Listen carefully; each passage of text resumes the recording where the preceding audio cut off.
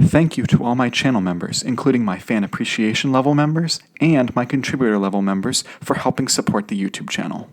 Hello, and welcome to my channel. My name is Jonathan Cohn, and today I am pleased to be joined by Larry Correia, author of the novel Heart of the Mountain, the sixth and final book in the Saga of the Forgotten Warrior. Larry, thank you so much for being here with me today. Yeah, thanks for having me on, Jonathan. I appreciate it. I first wanted to talk about the kind of the pitch for this book. I ask every author to kind of give me their elevator pitch for people who haven't heard about the series yet. Okay, super fast elevator pitch. Think Indian Judge Dredd in a fantasy world. Um, Ashok Vidal is the enforcer of the super brutal law in a land that's it's replaced religion with like an all-consuming law. He's an roving magical law enforcement officer, super powerful. He finds out that not everything as it seems. He's not really who he thinks he is, and all hell breaks loose. And it's pretty fun. It's been a journey. I've been working on this thing for 10 years, so it's kind of awesome to wrap it up. You mentioned the pitch being kind of like Judge Dredd and having some Indian influences on it. Were there any specific book series or movies that when you were crafting this that were like direct influences as you were building this? Not in particular. I told this story before, but where it originally came about is I write to musical soundtracks. And I was writing to the Inception soundtrack before I'd ever watched the movie many years ago. And there's this one song called Waiting for a Train just kind of struck a Hmm. chord. And so I stopped right when I was doing it. I wrote a short story um, about that to fit that one song. And I really, really liked it. I wanted to do something with it, but I hadn't developed the world at all. But it was a world with caste systems. Like part of the story was just about caste systems. And so logically, I was like, okay, so what part of the world really is that a thing where that's been historically a big part of the society? And of course, I was looking at India, and I thought, okay, that's interesting. And you don't really have a lot of fantasy novels drawing from that kind of setting. I mean, we get a lot of like Western European pseudo Vikings, that kind of thing. And so I was like, okay, so let's delve into that a little bit. I didn't really have any particular works. I mean, I grew up reading all sorts of epic fantasy, but this was my first foray into it. Um, so I can't really say there was anything in particular that influenced. I mostly just wanted to write the kind of story that was kind of the throwback to epic fantasy of my youth, the Hmm. big sweeping adventure, high stakes, intrigue, big cast of characters. Um, and the setting just kind of evolved from that. So I decided to run with basically like a kind of rather than medieval English Germanic stuff. I kind of went like Indian, and it just was a lot of fun. And I was also writing in a world where it's far different from ours. So also any cultural discrepancies I have, I can just blame that on the world building. For anything that I screwed up, I do Right. apologize. It's just different there. So when you were coming up with the caste system, how did you determine what the different tiers would be and how the different cultures would develop between the different castes in this series? One of the things I wanted to do is I wanted to write a series. You know where there's that common fantasy trope? I wanted to reverse this common fantasy trope where there's a big event in the past, a great hero rises up to defeat whatever the evil is, and then like there's a prophecy of some kind that in the future his descendant will defeat the great evil, right? I mean, we've seen Hmm.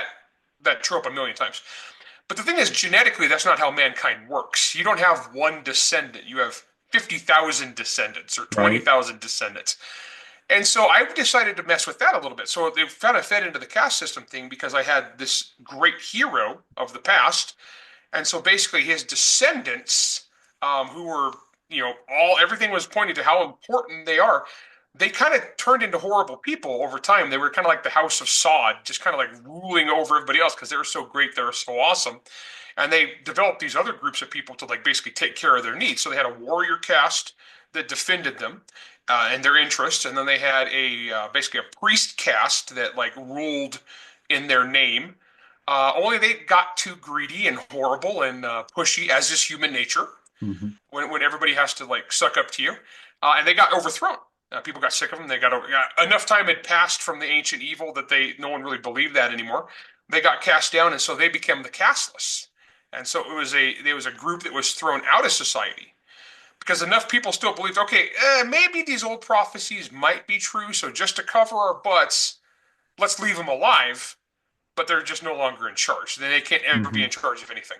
And so then the priest caste became basically the lawyer, administrator, judge class, and religion was banned. And now we've moved several hundred years past that into where the book takes place. And so it's kind of a mutated spin off of like a real life Earth caste system, which is a little more, very different than this one. This is a world specific.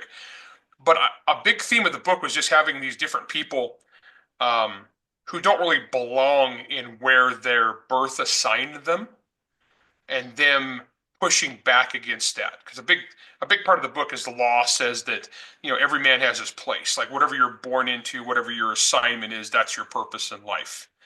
Um, and of course, you can't write heroic fantasy and have people stick with that. Hmm. And talking about how, without the religious caste, you very much have the law without religion there. How did you develop the morals of the characters and motivations with if religion is no longer that important? That was actually really fun because one of the things I did there was I'd never seen anybody do a fantasy series where the main group was basically an atheistic Hmm. group where the religious were kind of like the persecuted minority. Hmm. Um, and so morality actually is really interesting in this book because the main character, when it starts out, is an enforcer of this law, which is basically amoral. What's right and wrong doesn't matter as much as what's legal and illegal. And as the series goes on, I mean, when it begins, he is a perfect enforcer of the law. And I don't want to give too much away, but there's a reason for this. Basically, he was built this way from childhood. He was basically programmed to be a perfect enforcer of the law. And so he doesn't question good and evil, he questions legal and illegal. As it goes on, though, he's confronted with things that are right but illegal and things that are wrong but are legal, and it's a struggle. Uh, Basically, this six-book series has taken this guy from basically perfect automaton who just follows orders. He goes from Judge Dredd to George Washington, if Hmm. you will. And because over time he has to learn what it means to be a person and actually make decisions for himself and codify his own morality. And so what happens is he forsakes the law that he was raised with. He kind of creates his own as he goes, his code. And that's a huge part of the book, and it's actually a lot of fun because he's kind of a super militant paladin character. So you know Jim Butcher. I Yep, see all the yep. Jim Butcher novels behind you. Yeah, I love Jim. Jim's my cover quote on here because Jim loves this series. And Jim's quote was that Ashok Vidal is the best written paladin character he's ever read. Interesting. Because basically he's a holy warrior without the holiness. Right, right, yeah. Yeah.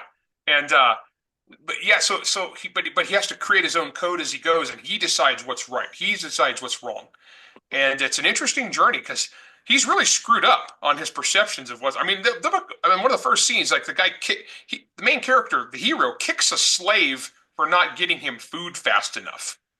He's not a good person when this starts, because he's a product of his environment. He's good by the standards of his caste, if you will. Hmm. Only that's not really good. Right. And that is not the only character who has changed over the course of this series. You also have characters like I think it's Foken and Davidas that have had some significant changes in the last couple books. And I know we don't want to spoil too much for people, but how did you Oh change their arcs you got into the last few books? man, I tell you, when you have 6 books to play in, you can have a lot of fun. And people change. These books cover a lot of years, and people change. People evolve.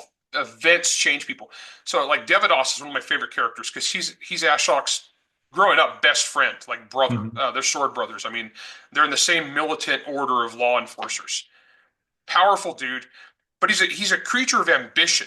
Like he's an ambitious guy, and he's great in this book because he's a good guy and a bad guy, depending on who you are and what your situation is. and he's just so ambitious, and he wants to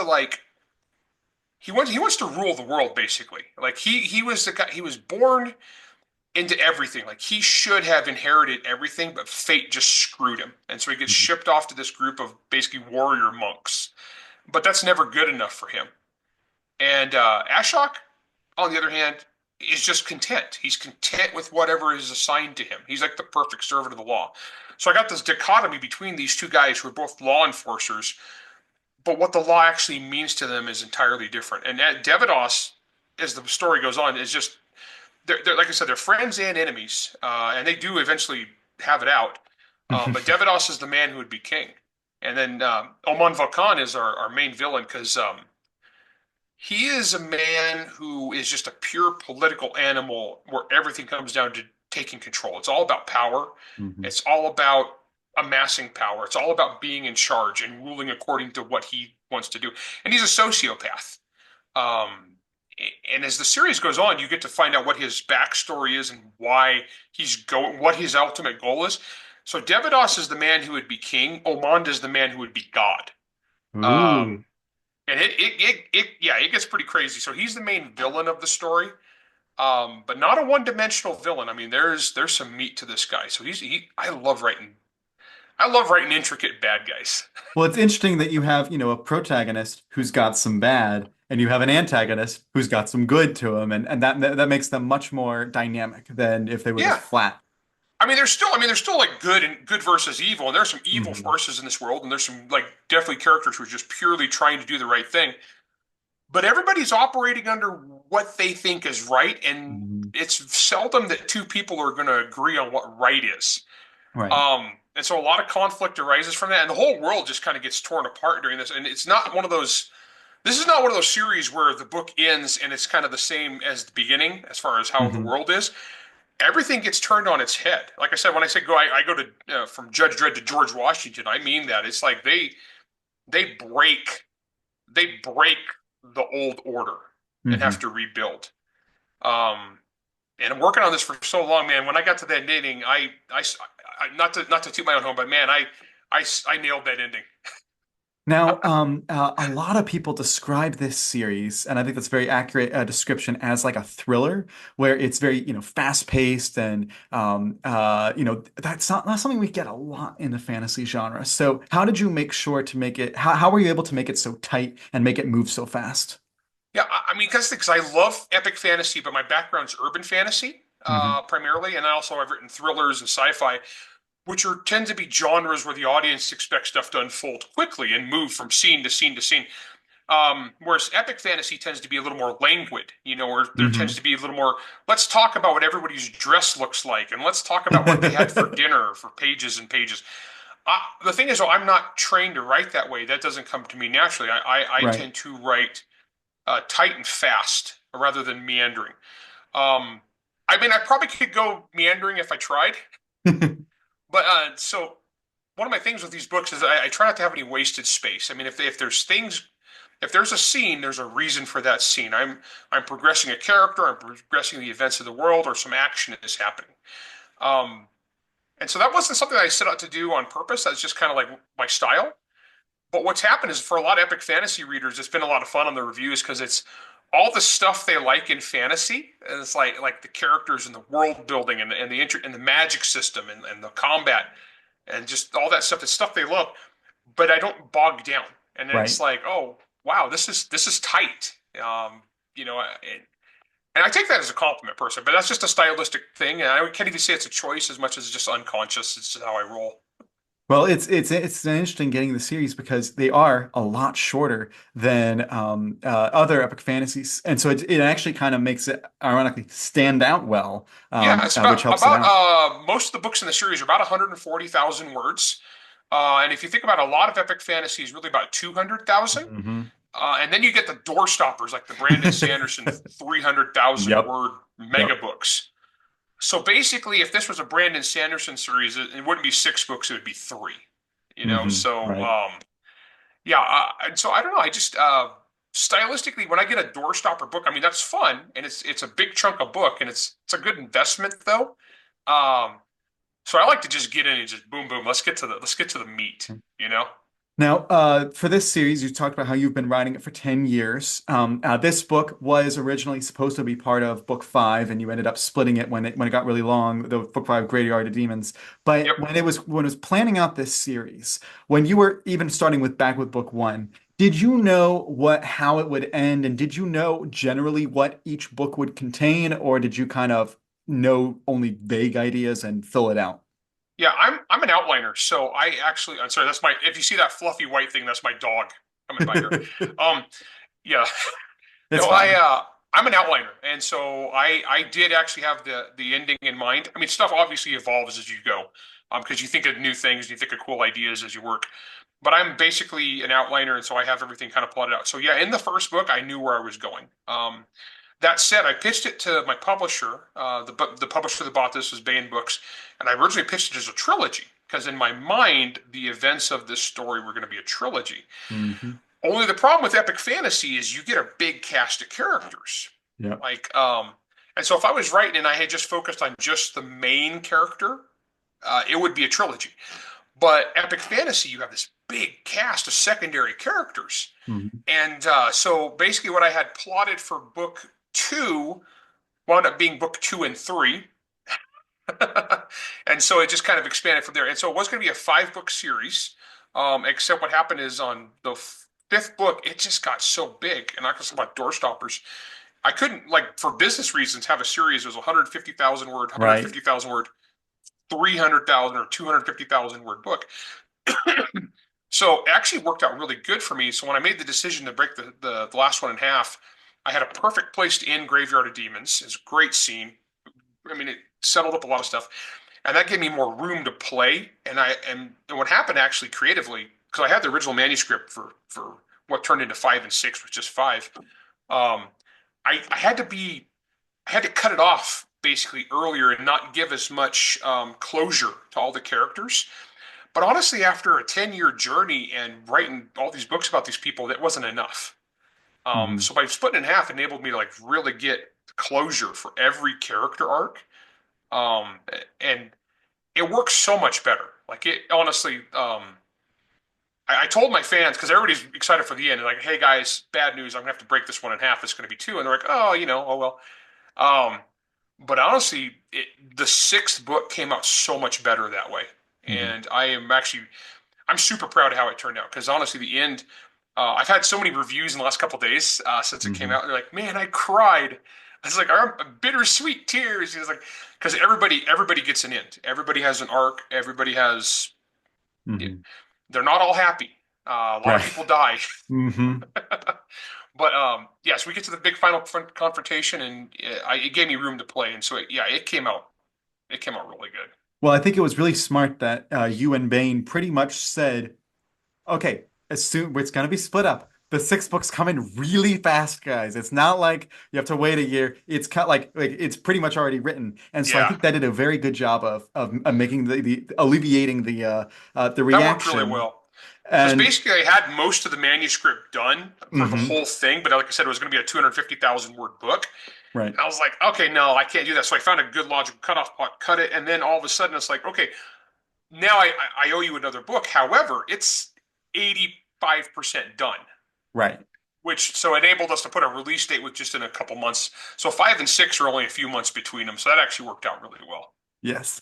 And also I wanted to point out that you turning a three-book series into a five-book or six-book series, that is like completely the most Bane thing to do It because that is. happens all the time with them. I mean the great epic fantasy writers like Robert Jordan did the same thing, and I believe George Martin did the same thing, which leads me to my next question because you do not shy away from controversy, No, I do not. but who boy did, and I'm sure you knew that this would have done this. So the dedication for the book, right at the beginning, says to George R. R. Martin, "See, it's not that hard," and you had to know, and also Bane had to know the firestorm that this would create Oh online. yeah. So my question is how much blowback did you get on this from the publisher, and then also how did you figure that this would help or affect the book at all? So on the publisher side, she's really supportive of letting her authors do what they want as far as that kind of thing artistically. Tony doesn't really like squish anybody. If they want to make a statement, make she's like just make your statement, you know. So she thought it was nuts. And the funny thing is and I did it because two levels. I do have a personal thing with George Martin. Many years back, me and him we butted heads on a political issue. It was a big public spectacle, big public debate. That was a long time ago, though. So, Mhm. but I know the guy. Well, I mean, I know him via arguing. We don't know. It's not like we're buds. No, not at all. Quite the contrary. Um, so there was that level of personal, like, yeah, you know, I got a little beef here. But on the other level, professionally speaking, and I have a rep as a guy who helps a lot of writers. I try to help a lot of new writers. I've run a writing podcast, Writer Dojo. I give out business advice. I do all sorts of advice for new guys, trying to help people be successful in this career. And one of the things I noticed over the last decade was anytime I'm hand selling books at a con or whatever, there will be people who I'll be pitching a book to them, or other authors will be pitching a book. And I've heard this hundreds of times. And they'll be like, well, is the series finished? And they're like, no, not yet. And they're like, well, I'm not going to buy it. Hmm. And every time it's like, why aren't you going to buy it? It's because George Martin and Pat Rothfuss, who Hmm. I don't have any sort of personal thing. So but those guys, they basically soured a big chunk of the fans. So Hmm. fans, especially casual fans, um, were like, nah, I'm going to check out. I'm not going to read an epic fantasy series unless it's done. The problem with that is if you're a new guy and you write book one of an epic fantasy series, it's dead on arrival. And if nobody buys book one, then there's no demand for book two. And people aren't going to take, like I said, this took me 10 years. I mean, I wrote other books at the same time, but people aren't going to spend years of their life working on a project for no money in the hopes that Hmm. at the end it'll take off. So what's happened is over time is a lot of those writers who would have written epic fantasy series went and did other stuff. Hmm. But for the very beginning, a lot of people just had their careers just die. Yep. Others learned from that and evolved. And that was during that same time we've seen rise in things like progression fantasy, lit RPG, and it's honestly a lot of the same guys who would have been writing epic fantasy just moved into other genres that were not cursed with that knowledge. And so on a personal level, there was that, but on the professional level, I was like, nah, that just kind of bugs me. And so I had a chance to poke at him and kind of be a jerk. But you know what? It was worth it. It was fun. The backlash was hilarious because the people who got really, really loud and upset were like their Twitter avatar was a character from the Game of Thrones TV Hmm. show, Yep. and their name was like Tyrion Lannister, Dumbledore, whatever. I don't know. And they're yelling at me, and their whole identity is like based upon Game of Thrones, the TV show mostly, not the books, which is Right. actually interesting. Hmm. Um, and so I got yelled at by hundreds and hundreds of people like that. It was hilarious, and I just had fun with it. But I was noticing the ratio of people who thought it was funny and my who thought my dig was funny Right. was like 1,000 to 1. So the one Interesting. would be like, I mean, I'm not even joking. It'd be like we had this one fan page. It was like 46,000 like laugh reacts and like 20 angry reacts. And it's like I'll take it Right. because to me it's just like I was just trying to make a statement. And it's like it's not that hard. Just Right. just get off your butt, get back to work. You know. Oh And well. it's interesting because you are right that I do believe it did. I mean, you ask most authors, they would agree that it has harmed the business Yep. to the point that I have heard people use it as a verb to George Martin something is to just quit and not finish the series. That's So just people be like, they'll say, "Don't George Martin me on this," that's and just so a it's way sad. to have your legacy. I know. And so I thought, I thought it was hilarious. And I am, in Everybody with some a of sense of those, humor thought it was hilarious. yes. And I am in some of those groups that are like, the hardcore George Martin, because I'm gonna be honest, Game of Thrones and A Song of Ice and Fire are my favorite TV Oh shows and yeah, fantasy series. So I love those. he's But an I was, extremely good writer. I yeah, mean, that's the I thing. He's was extremely good. I was in those groups and I was, being like, guys, come on, this is hilarious. This is great. And I was like, oh boy, this is rough. But, from a business perspective, it kind of to me brings up a discussion about doing things for business and doing things for art because there's so many people who are like, it's an artiste, you cannot rush art. And to me, and I would like to hear your perspective, finishing a series like this, like your Saga of the Forgotten Warrior, yes, you want to do the art and you want to do it well, but I assume you also want to handle the business properly and you want to please fans and you want to turn in on deadlines and things like that. So, do you feel that artists and art authors generally have that obligation, or Yeah. what's your view on that? The way I look at it, and I've written about this a lot, is there's no like people say, well, there's an unwritten contract. There's no such thing as an unwritten contract. Fan, you produce an entertainment product, and the fans will give you money for it if you want. There's no obligation there. But what there is when you make a promise, you should try to keep it. Hmm. When you say you're going to do something, you should try to do it. And that's just I grew up on a farm. I mean, I'm a pretty straightforward kind of guy. So I'm not like if I tell my fans I'm going to do a certain thing and then I don't do it because I'm being lazy, then I broke a promise, and Hmm. that's on me. Now that said, like if I write something and my fans said they want it and they don't buy it, that's fine. Hmm. So I don't think George Martin owes his fans anything. I mean, there's no contract there. But just if you say you're going to do something, you've given your word, you've made your promise. That's one thing too. And in life happens. I mean, Hmm. sometimes book series get canceled, you get sick. I mean, Robert Right. Jordan got Yeah. cancer. I mean, these kind of life happens. I could get hit by a truck tomorrow and not finish the rest of my series. I mean, that's totally normal. Um, and that's okay. But when you spend years like leading people on and say, "Oh, it's almost done," I'm almost there. I'm working on it. I'm working on it. Every 6 months, there's a whole bunch of articles about your latest. I'm almost done. Hmm. And you do that for 15 years, Yep. 14 years. Come on, man. And so, like a lot of authors, I'll have I mean, honestly, I'm on the right. Is like they have a gap in their career where they've been prolific and they're writing and they've got a lot of fans, but then something happens. I've known guys who like would go several years without writing because life happened, like Hmm. sickness or divorce. They lost family members, whatever it may be. That's fine. I mean, but you're not out there making false promises, and I think that's kind of the biggest thing. It's just kind of, I don't know, it's kind of dishonorable. It rubs me wrong. Gotcha. Well, I do want to ask a few things about some upcoming things from you. So you have signed and have a new series planned with two publishers. One is Aethon Books, which the first book from that series is coming out this year. And then you October, yeah. have, yeah, October. And then you have some books coming from a new publisher that just started up, Arc Press. And I wanted to give you a chance to tell us about, what those projects are and when to expect them. Yeah. And so Aethon is I've known these guys for a few years. I like them. I've actually plugged their books before, and I like these guys.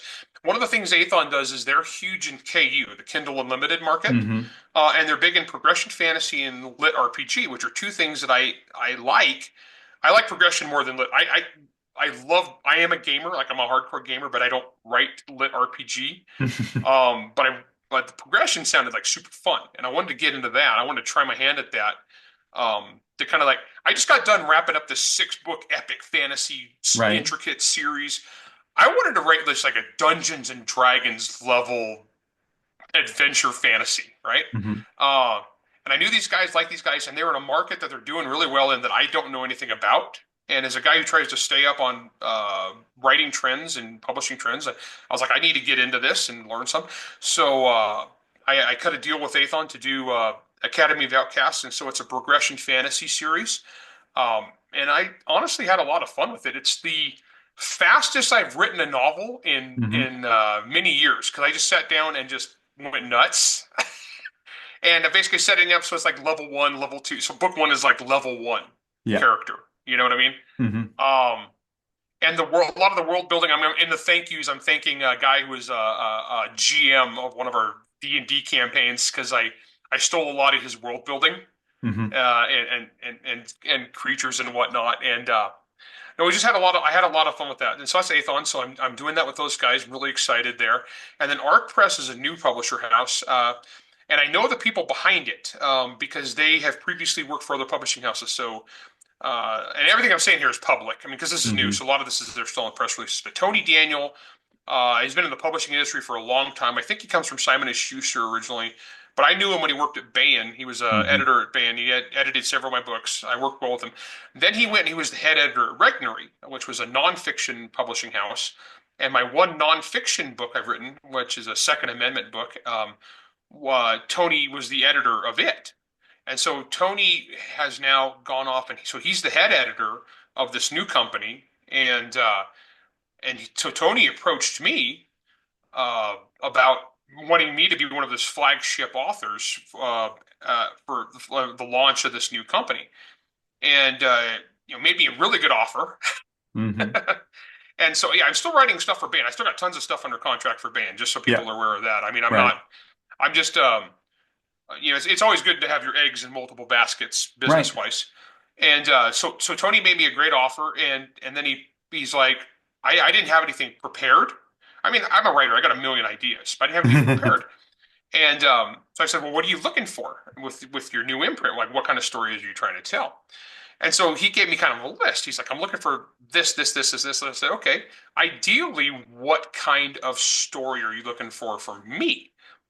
And he gave me a list because he's worked. Like I said, we've worked together a bunch, and so Hmm. he knows what I'm good at, and he knows what I'm passionate about.